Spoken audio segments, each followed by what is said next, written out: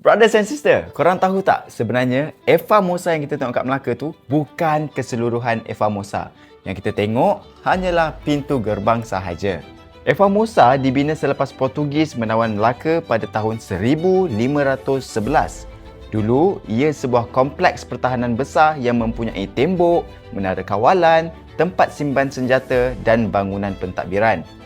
Tapi, kenapa sekarang tinggal sekecil itu? Selepas Portugis dan Belanda, British mengambil alih Melaka buat sementara waktu.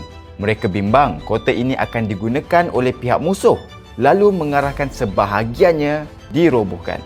Strukturnya begitu kukuh sehingga bahan letupan terpaksa digunakan. Plot twist, ketika proses perobohan berlaku, Stamford Raffles meminta sebahagian daripada bangunan itu diselamatkan. Sebab itulah, Porta di Santiago masih berdiri hingga hari ini. So, Eva Mosa bukanlah hanya pintu gerbang semata-mata.